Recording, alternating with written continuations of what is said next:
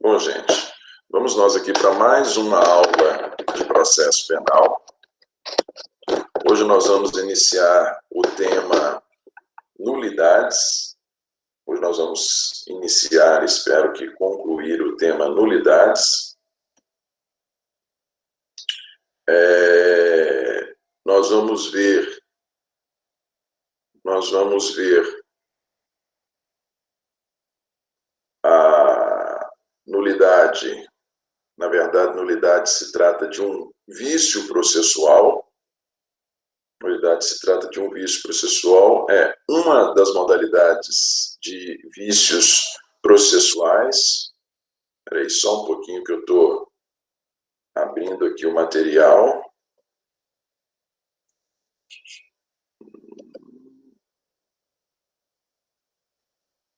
Aqui, sim. Sim.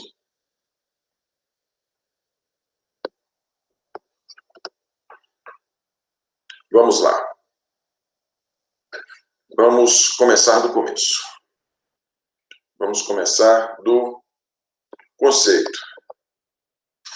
Esse é um conceito, eu caminhei material para vocês, esse é um conceito do Fernando Capês.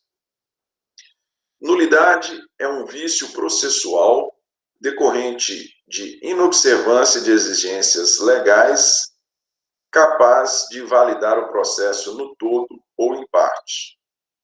Nulidade é um vício processual decorrente de inobservância de exigências legais capaz de invalidar o processo no todo ou em parte. Olha só, gente. Nós sabemos que você precisa, você tem o direito material, vocês estudaram isso logo no princípio do curso, você tem o direito material e você tem o direito formal. Você tem as normas que regulamentam, no caso do direito penal, nós estamos falando de processo penal. Você tem as normas que regulamentam estabelecendo aquilo que é ou que não é crime e, consequentemente, estabelecendo as condutas criminosas e as penas para essas condutas criminosas. Esse é o direito material. E você tem o direito formal, ou direito que é o direito processual, que é aquele que regulamenta o processo, que regulamenta a forma dos atos processuais no processo penal. Esse é o direito formal. Quando a gente fala em nulidade, nós estamos falando em desrespeito a normas processuais. Nós estamos falando em desrespeito a normas processuais. Quando nós falamos em desrespeito a normas de direito material na seara penal, nós temos o crime, nós temos cometimento de crime ou de contravenção. Nós temos um cometimento de ilícito quando nós estamos diante de desrespeito à norma de direito material, no âmbito penal. Ainda na seara penal, se nós estamos diante de desrespeito à norma de direito formal,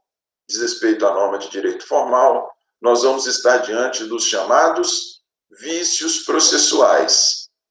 A nulidade, ela é um destes vícios processuais. Tranquilo? Ela está regulamentada no Código Penal em poucos artigos, está entre o 563 e 573, portanto, são poucos artigos que regulamentam as nulidades. E, na verdade, como disse, nulidades são vícios processuais, são desrespeitos a normas processuais. E elas são de 4 modalidades. Os vícios processuais, eles são de 4 modalidades. Nós temos as irregularidades, temos as nulidades relativas, as nulidades absolutas e os atos que são ditos como inexistentes. Nulidades, irregularidades, nulidade relativa, nulidade absoluta e ato inexistente.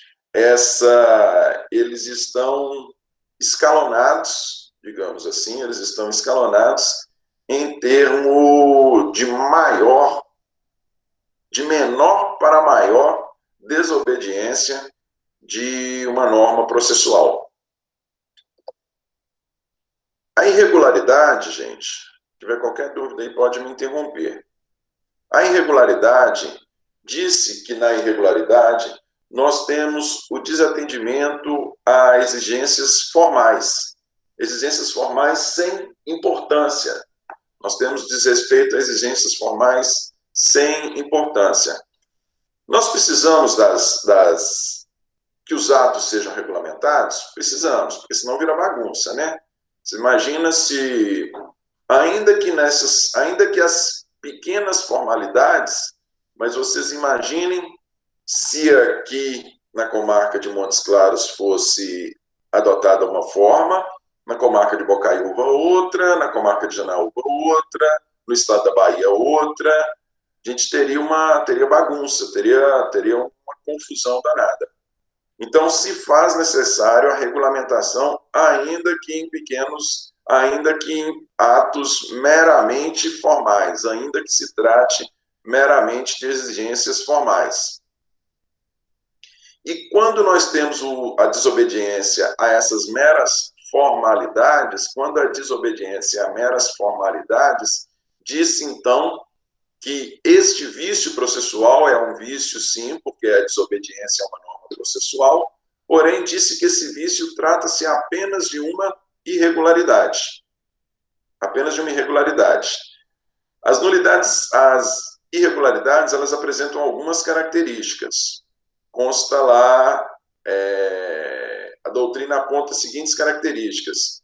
Primeira delas, a formalidade desrespeitada, a formalidade ela é estabelecida por lei, ela não é estabelecida por norma infraconstitucional, ela é estabelecida por norma infraconstitucional.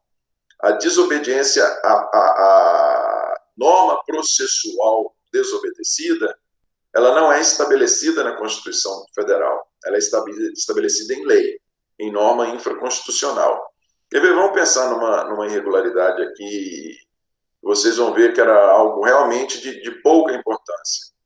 Se nós voltarmos um pouco aqui no processo físico, não processo eletrônico, processo físico, nós tínhamos, e ainda onde se adota a necessidade de que todas as páginas sejam numeradas e rubricadas. Se faz necessário? Se faz necessário. É uma formalidade? É uma formalidade. Todas as páginas têm que ser numeradas e rubricadas. O desatendimento a essa formalidade. Essa é uma determinação constitucional? Não, essa é uma determinação infraconstitucional.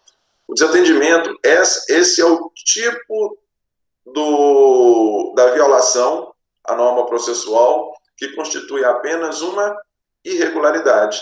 Se eventualmente, no meio do processo, nós tivermos páginas ainda desse processo físico, se tivéssemos páginas não numeradas ou não rubricadas, nós não estaríamos ali diante de uma nulidade. Nós estaríamos ali diante de uma mera irregularidade. Como consta no material que encaminhei, segunda característica, é uma exigência sem qualquer relevância para o processo. É necessário? É necessário, como eu disse para vocês. Vocês imaginem se você tem um processo e inquéritos viram processos. Eu tenho inquéritos lá que tem 10 apensos, cada apenso com 250 páginas. Você imagina se isso não fosse numerado? Imagina se isso não fosse numerado, a balbúrdia que seria, a dificuldade que seria para trabalhar. Mas é uma mera exigência formal. Não visa garantir interesse de nenhuma das partes. O direito de qualquer das partes, seja ela acusação ou defesa, seja o réu, seja o Ministério Público, né, acusador clássico, nenhum deles tem as normas cuja desobediência constitui irregularidades, nenhuma delas visa garantir um direito próprio deles, não. é a mera organização formal do trâmite processual. D, a formalidade tem um fim em si mesma, como disse, é apenas uma questão de organização. A violação é incapaz de gerar qualquer prejuízo, desde que nós não tenhamos, voltando aí ao nosso exemplo, desde que nós não tenhamos a supressão de uma página do processo físico, desde que nós não tenhamos a supressão de uma página, nós não vamos ter prejuízo. E aí nós não vai gerar prejuízo, né? O simples fato da não estar autenticado, não estar numerado e rubricado. F, não invalida o ato e não traz qualquer consequência para o processo. Essa mera irregularidade, os atos, as desobediências processuais, porque são desobediências. Porém, essas desobediências que eles não têm o condão de invalidar, de retirar, no exemplo nosso dado, de retirar a importância ou de retirar a função, a validade do documento que não esteja numerado ou rubricado, e não traz qualquer consequência nem para o ato, nem para aquele documento que está encartado no processo, e nem mesmo para o processo como um todo. Nem para o ato em si, nem para o documento em si, e nem para o processo como um todo. Trata-se de mera irregularidade, trata-se de mera desobediência a uma norma sem grande relevância, né? Mera norma formal. Nulidade relativa, primeira categoria, irregularidade. Segunda categoria, nulidade relativa. Nulidade relativa, ela viola a exigência estabelecida pelo ordenamento legal, infraconstitucional, estabelecida no interesse predominante das partes. Mais uma vez, viola a exigência estabelecida pelo ordenamento legal, estabelecida no interesse predominante das partes. A nulidade relativa, ela é criada no interesse predominante das partes. Então, vejam vocês, a irregularidade, como nós vimos, trata-se de mera desobediência a normas formais. Aqui não se trata de mera desobediência a normas formais. Aqui, a desobediência às normas gera consequência predominantemente para as partes, para acusação e defesa. Vamos falar aqui das características das nulidades relativas. Primeira delas, a formalidade é estabelecida em ordenamento infraconstitucional. Então, a norma processual violada,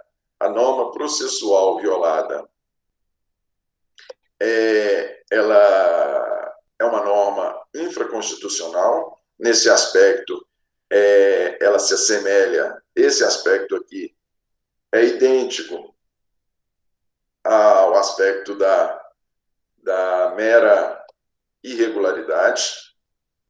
A finalidade, característica segunda, a finalidade é resguardar o direito da parte. Na nulidade relativa, a finalidade da norma que regulamenta o ato é resguardar o interesse da parte. Vamos falar de um exemplo aqui, para a gente trabalhar com ele ao longo das características. Vocês lembram quando nós encerramos, quando a gente estava para encerrar o júri? Nós falamos da necessidade de que seja dada ciência à pessoa, sempre seja dada ciência, até 3 dias antes, seja dada ciência à parte contrária da juntada de documentos posteriores à pronúncia. Vocês se recordam disso?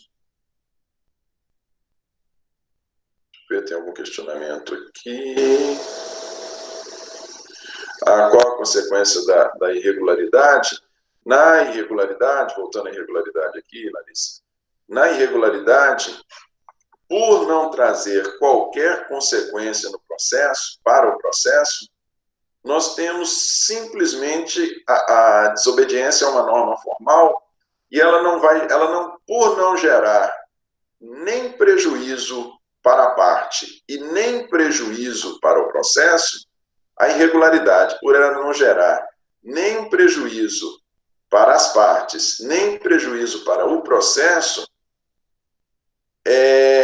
ela não gera o efeito, porque o efeito central aqui no nosso, nessa matéria, nesse tema que nós estamos falando, o efeito central dos desrespeitos às normas processuais é gerar a nulidade do ato ou do processo, No caso de irregularidade, no caso de desrespeito a normas meramente formais, como nós dissemos, a falta de numeração e rúbrica das páginas de um processo físico, não gera não gera o efeito nem de nulidade daqueles documentos que estão encartados, porém não estão numerados e rubricados, e muito menos gera o efeito de nulidade do próprio processo. Nós temos desrespeito a uma norma processual? Temos. Qual norma processual? A que estabelece a necessidade de que todas as páginas sejam assinadas, sejam numeradas e rubricadas. Qual o efeito dessa desobediência? Trata-se de mera informalidade. Trata-se de mera irregularidade, perdão. Trata-se de mera irregularidade. Ela não conduz nem à nulidade do ato, nem à nulidade do processo. Se faz necessária a regulamentação? Se faz. Como eu disse, a regulamentação ela é necessária para que nós não tenhamos bagunça. Aqui na comarca de Montes Claros o processo tramita de uma forma, lá em Bocaiúva de outra, em outro estado de outra. Para nós não termos a bagunça processual, é necessário que as mínimas coisas também sejam regulamentadas. As mínimas coisas, como a necessidade de numeração e rúbrica. Porém, essas coisas, exatamente essas normas, algumas normas, exatamente por serem mínimas, são necessárias, porém mínimas, exatamente por serem mínimas, caso sejam desobedecidas, nós teremos apenas uma irregularidade. Não vai gerar nem a nulidade do processo, nem a nulidade do ato. Tranquilo?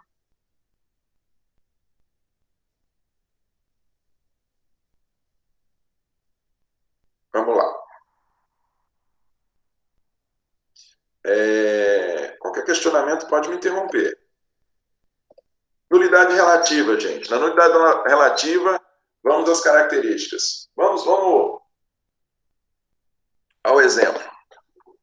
Vocês lembram lá que havia necessidade, nós falamos, havia no procedimento do júri, os documentos a serem juntados, vocês lembram do dispositivo?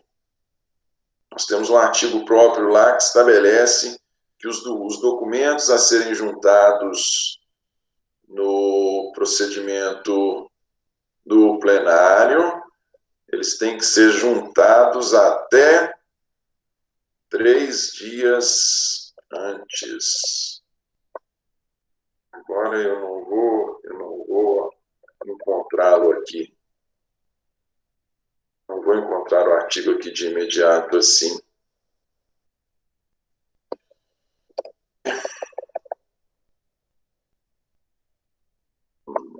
Não.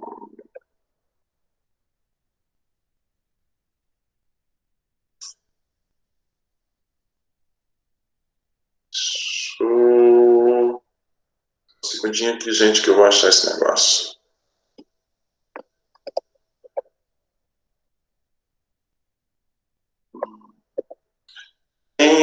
Nós falamos a respeito dessa impossibilidade.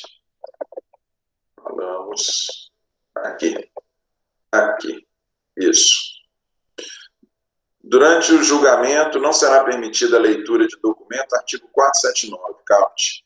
Durante o julgamento, não será permitida a leitura de documento ou exibição de objeto que não tiver sido juntado aos autos com antecedência mínima de 3 dias úteis, dando-se ciência à parte contrária. Pois bem, olha lá.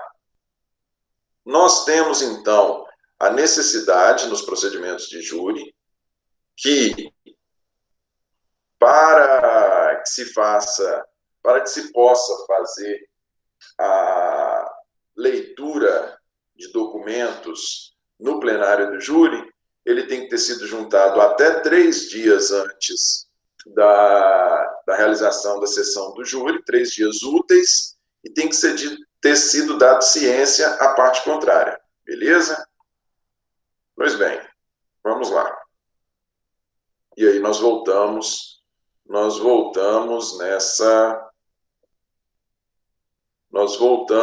no dispositivo do 479.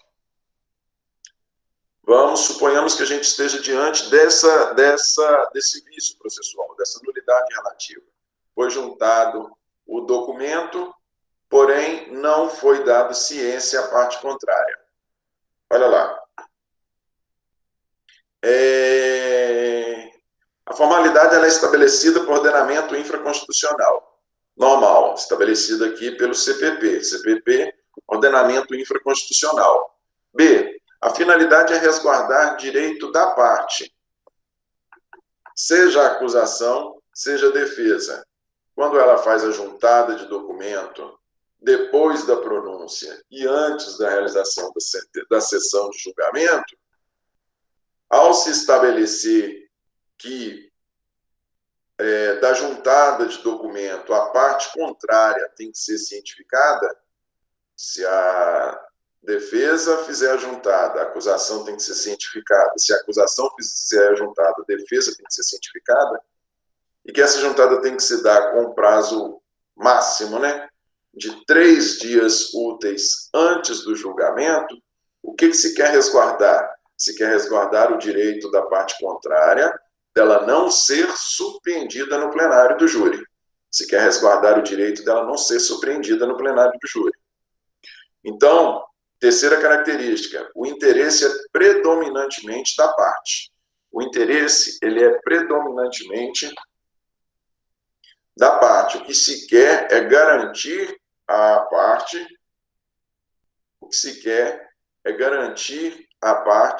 que ela tome ciência de um documento que foi juntado pela parte contrária, no nosso exemplo. A linha D, possibilidade de ocorrência de prejuízo. Possibilidade, nós não temos a certeza da ocorrência do prejuízo. Por que nós não temos a certeza da ocorrência de prejuízo numa situação dessa? Nós temos apenas a possibilidade. Por quê? Porque por mais, vocês vejam que eu estou falando da não... Qual seria o desrespeito? Qual a norma seria desrespeitada nesse exemplo que eu dei para vocês? Seria a não cientificação da parte contrária da juntada do documento feito pela outra parte. A violação aqui seria a não cientificação da juntada de documento feito pela outra parte. Estou nem entrando no mérito se foi feito 3 dias antes ou não. Estamos falando simplesmente da ausência da ciência. Possibilidade de ocorrência de prejuízo. Há possibilidade de ocorrência? Há possibilidade. Qual é a possibilidade? A possibilidade é que aquele que fez a juntada do documento se valha deste documento no plenário e, valendo-se deste documento, ele consiga a procedência ou improcedência. Se quem juntou a acusação, a procedência, se quem juntou a defesa, a improcedência da ação. Então, existe a possibilidade da ocorrência do prejuízo para a parte contrária. Para a parte contrária. Tranquilo? Necessidade de provar a ocorrência do efetivo prejuízo, já que este pode não ocorrer. Quando se requer a decretação da nulidade do ato,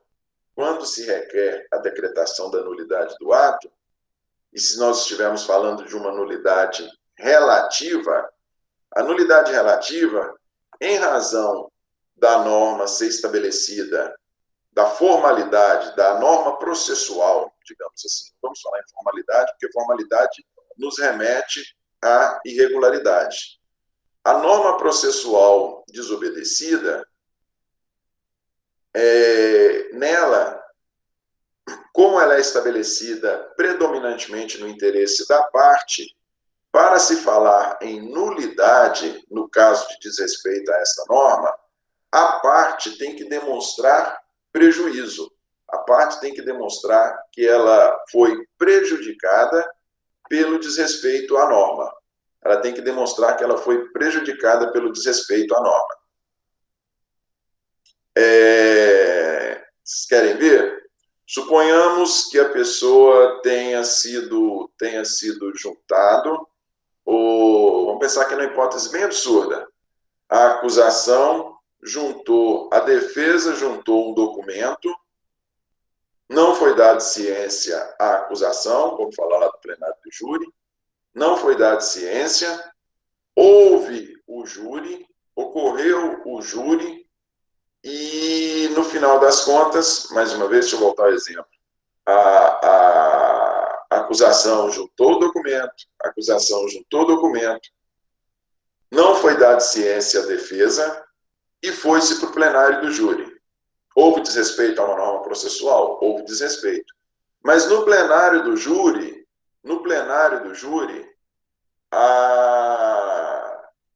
o réu foi absolvido.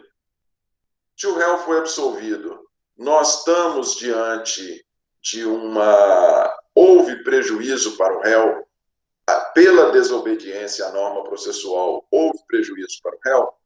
Não houve prejuízo para ele. Por quê? Porque ele, ao final, acabou sendo absolvido.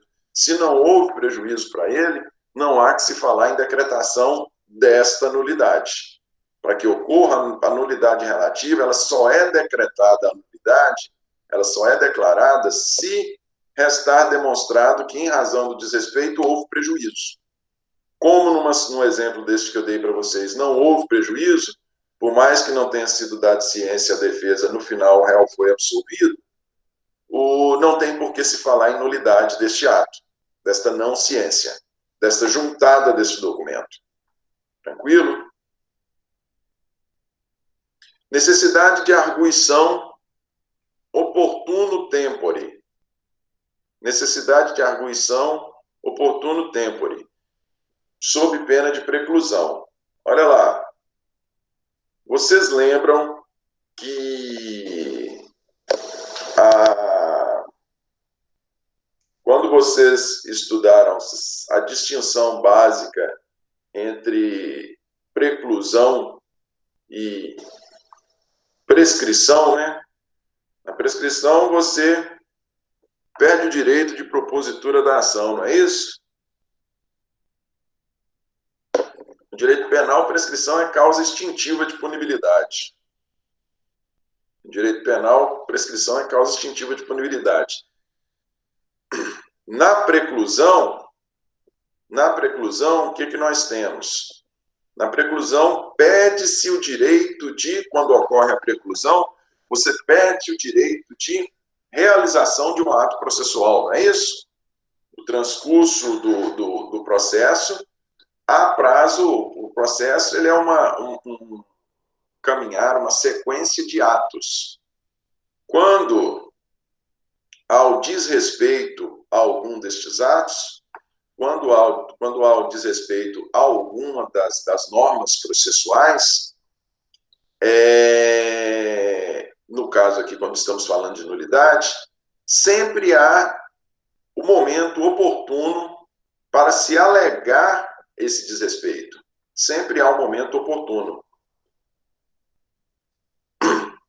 Como se trata de uma nulidade relativa, como se trata de uma norma estabelecida especificamente para a garantia do direito, predominantemente para a garantia de um direito da parte, essa parte que tem, além de ter que demonstrar o prejuízo, como nós acabamos de falar no item anterior, além de ter que demonstrar o prejuízo que ela sofreu, decorrente da não observância da norma processual, além de ter que demonstrar o prejuízo, ela tem que fazer essa alegação na primeira oportunidade em que couber falar.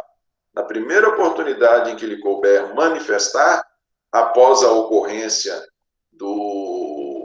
da nulidade, após a desobediência do ato processual, na primeira oportunidade que lhe competir falar, ela tem que alegar esta nulidade, sob pena de preclusão. E o que ocorre com a preclusão? O ato que era um ato viciado, aquilo que era uma nulidade relativa, o que era um ato viciado, torna-se ele perde esse efeito de ser um ato viciado, ele se convalida. O ato que a princípio era viciado, ele se convalida por não ter a alegação da nulidade no momento oportuno. É um jogo de xadrez. Seguinte característica: necessidade de pronunciamento judicial para o reconhecimento dessa espécie de EIVA.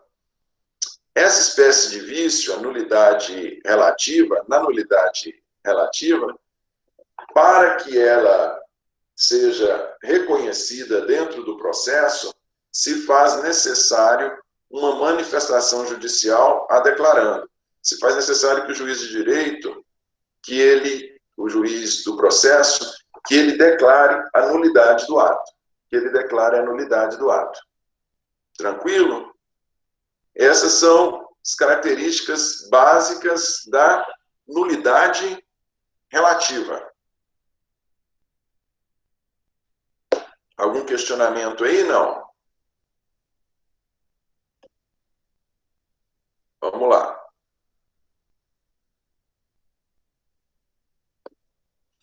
Nulidade absoluta. Vocês vejam que nós estamos aumentando, professor, a graduação de desobediência à norma processual.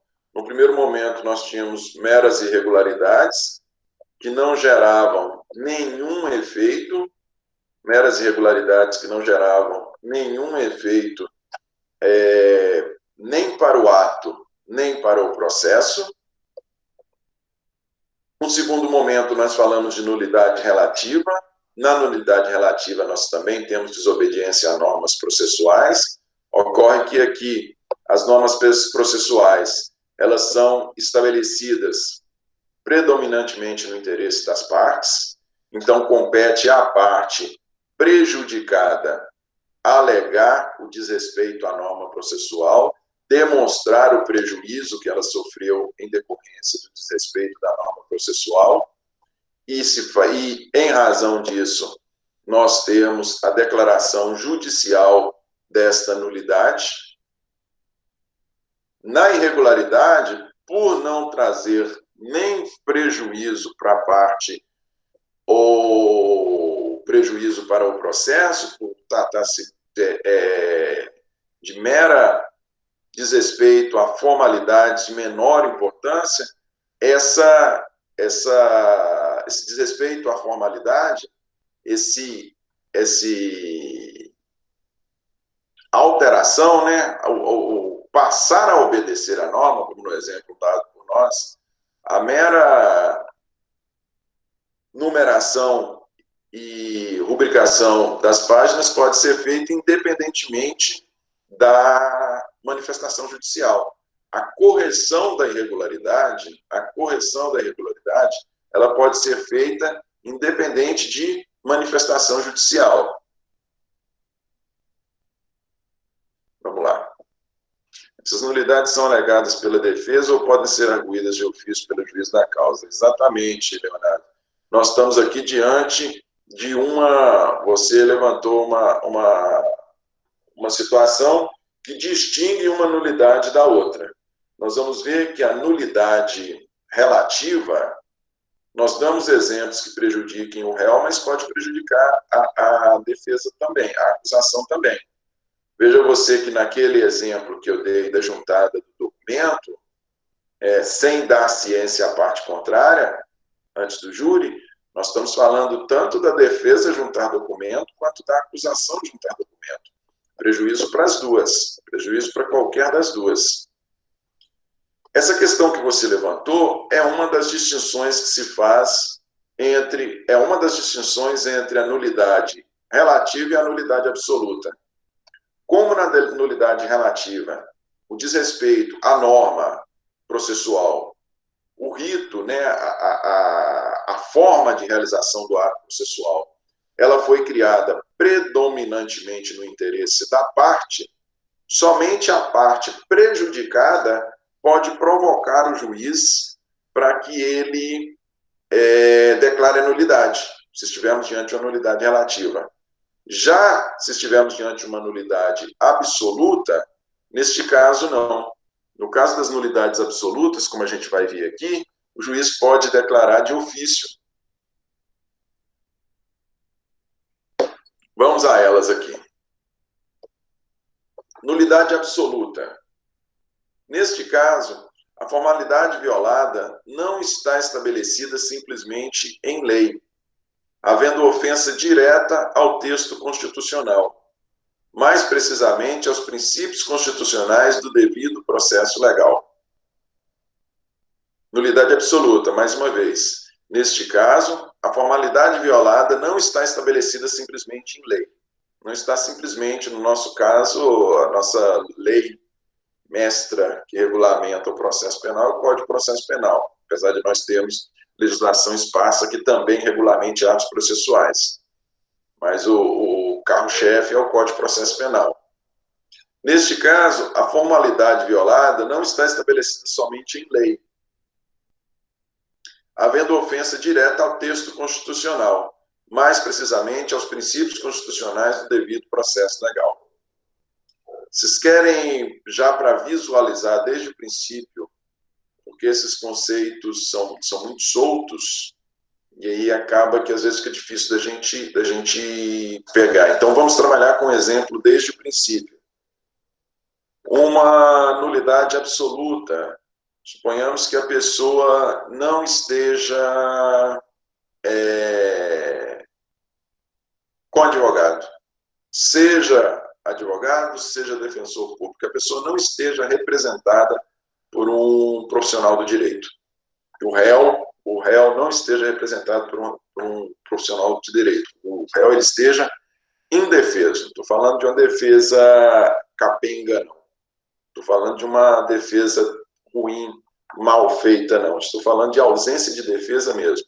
Ou nós podemos, de repente, nós podemos ter até lá inscrito alguém que rubricou, alguém que se apresenta no sistema, no processo, consta como representante, tem lá, sim, uma pessoa que tem uma OAB, mas representando o réu, mas não realiza qualquer ato processual, perde todos os prazos. É uma situação típica em que o juiz pode entender que o réu está indefeso. E, neste caso, a ausência de defesa, não a defesa capenga, mas a ausência de defesa, ela caracteriza uma nulidade absoluta, né? Um dos princípios constitucionais lá do devido processo legal é a ampla defesa. Nós temos a garantia do contraditório e da ampla defesa. Se a pessoa não está representada por advogado, não vai haver cumprimento desses princípios constitucionais do contraditório e da ampla defesa. Característica das nulidades absolutas. Característica das nulidades absolutas. Primeira delas, a ofensa direta a princípio constitucional do processo.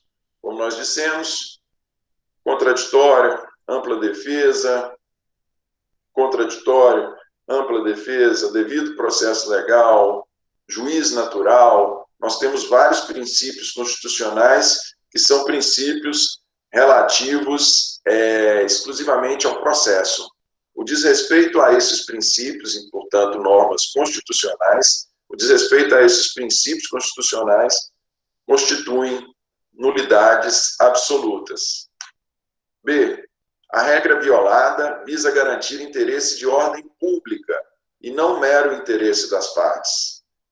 As normas constitucionais, as previsões constitucionais de normas processuais, as previsões constitucionais de normas processuais, elas estão ali estabelecidas muito mais no interesse de ordem pública, e quando nós estamos falando de ordem pública, nós estamos falando do funcionamento propriamente do Poder Judiciário, do exercício da jurisdição.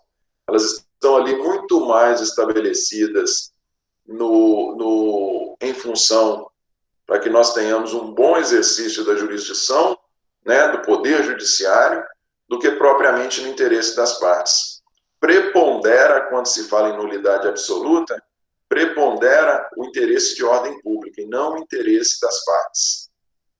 C. O prejuízo é presumido, não precisa ser demonstrado.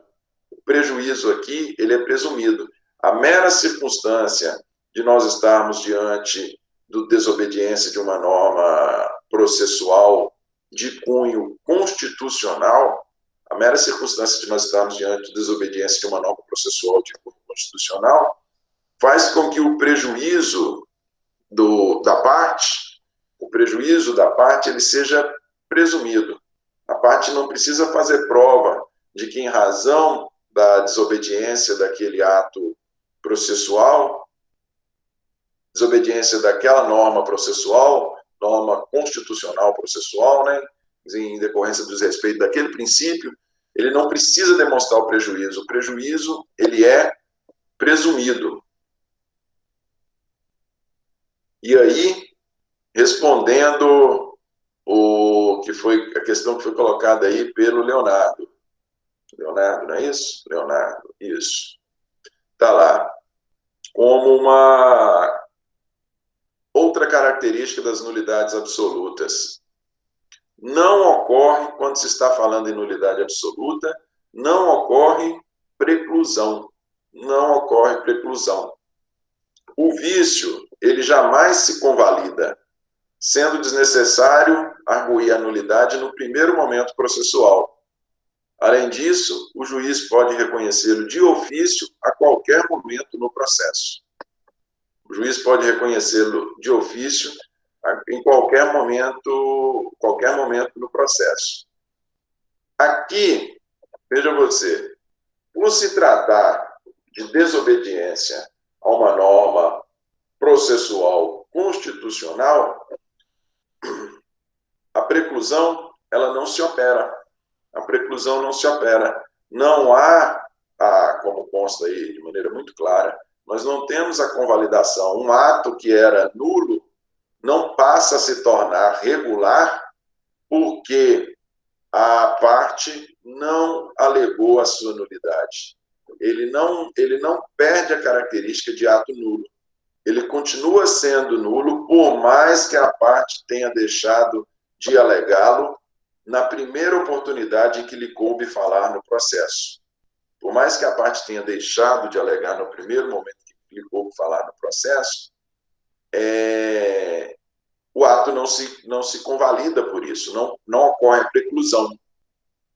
E, além disso, respondendo aí o que foi a questão colocada pelo Leonardo, quando nós estamos diante de nulidades absolutas, o juiz pode reconhecer de ofício. O juiz, ele não precisa que a qualquer das partes alegue. Ele pode reconhecê-lo de ofício. Depende de pronunciamento judicial para ser reconhecida. Essa é uma característica aí que, da mesma forma que na nulidade relativa, é necessário que o juiz de direito, ele reconheça a nulidade. É necessário que ele se manifeste a respeito do ato e reconheça a nulidade. Sem a manifestação dele, o ato não é considerado nulo. Mais uma vez, voltando lá à mera irregularidade, como se trata de mera irregularidade, a sua convalidação independe de manifestação judicial.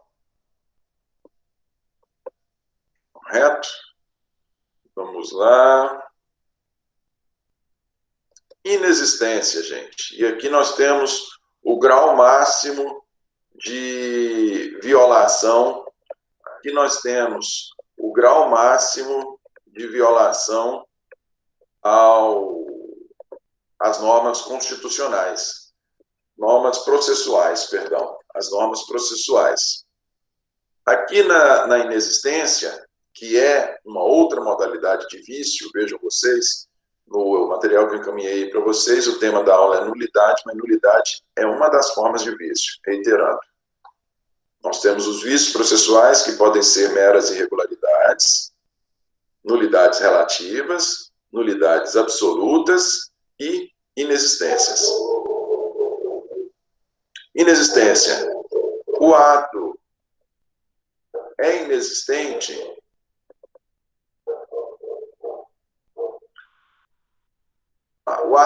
o ato inexistente é aquele que não reúne elementos sequer para existir como ato jurídico. É o não ato. O ato inexistente, ele é um ato, ele ocorre dentro do processo, porém ele é um ato assim tão absurdo, mas tão absurdo, que, conforme consta do conceito, ele não reúne os elementos mínimos para ser considerado como um ato processual. Ele é um pseudo-ato processual. E aí nós temos exemplos. Se nós tivermos, por exemplo, uma sentença sem o dispositivo, vocês lembram lá dos 3 elementos que constituem a sentença? Relatório, fundamentação e dispositivo. Você imagina uma sentença sem dispositivo.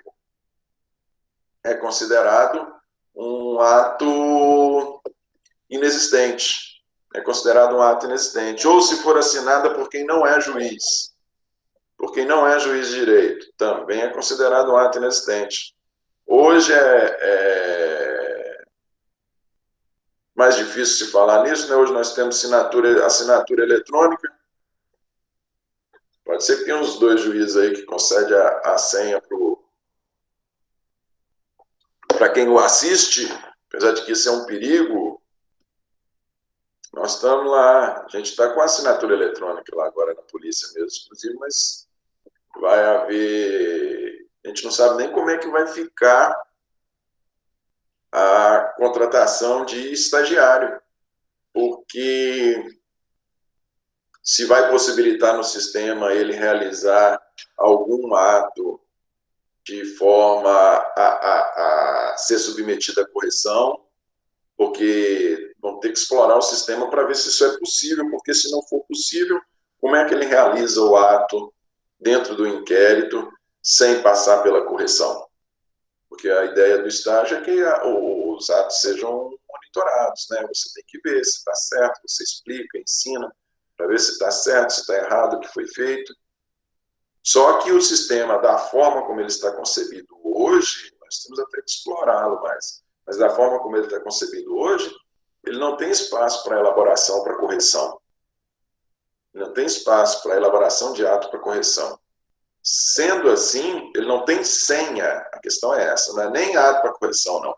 Correção é possível, mas ele não tem senha, pelo menos até onde eu sei, ele não oferece a funcionalidade de você fazer um ato, qualquer que seja, no inquérito policial de instauração, portaria para instauração de inquérito, uma representação por busca, por prisão, um relatório, ou mesmo os despachos. Eu não sei se o sistema oferece a possibilidade do estagiário fazer e o delegado te oferece uma senha para que ele possa simplesmente fazer rascunhos, para que ele não possa fazer o ato propriamente, porque se for necessário para fazer o ato propriamente, aí está lascado. E aquele achar ruim brigar com o namorado, com a namorada, representa pela prisão dele, com a sua assinatura, e só Jesus, né? Assinatura eletrônica. Vamos lá. Uma sentença que julga extinta a punibilidade,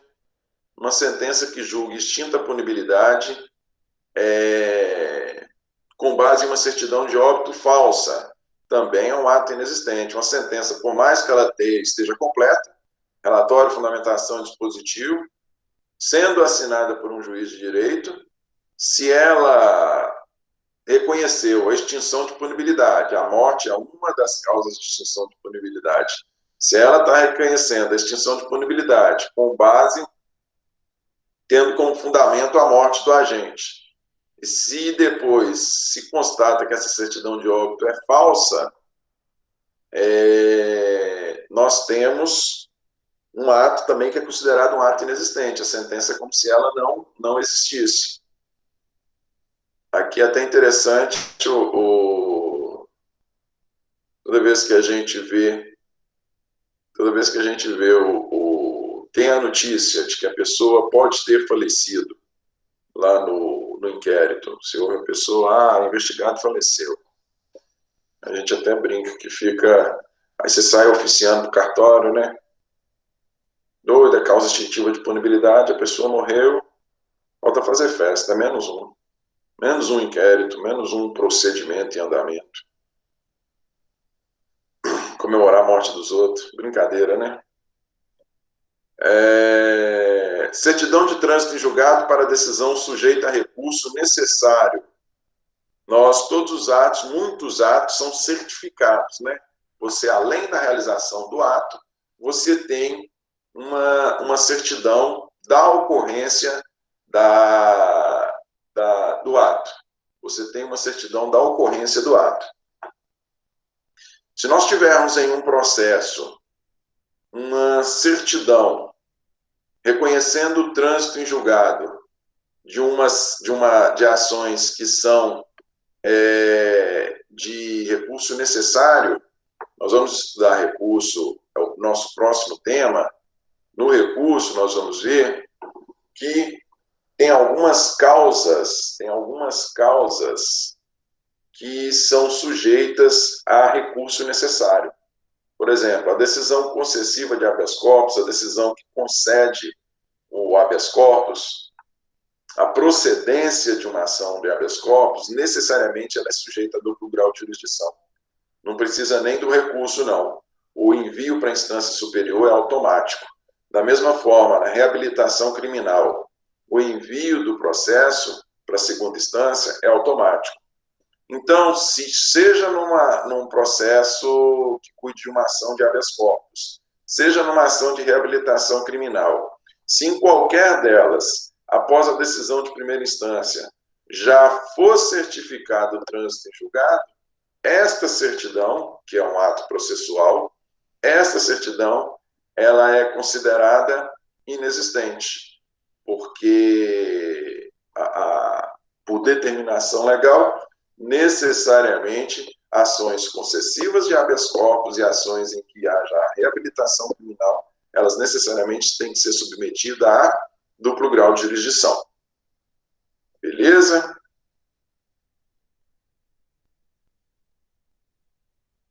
Nulidades, existência, sim. Gente, vamos dar um tempinho aqui rapidinho. Vamos dar um tempinho rapidinho, que aí agora no próximo, depois do intervalo aqui, a gente fala sobre os princípios de nulidade, princípio e momento para arguição. O código ele também traz algumas nulidades, nós vamos fazer referência a elas aqui.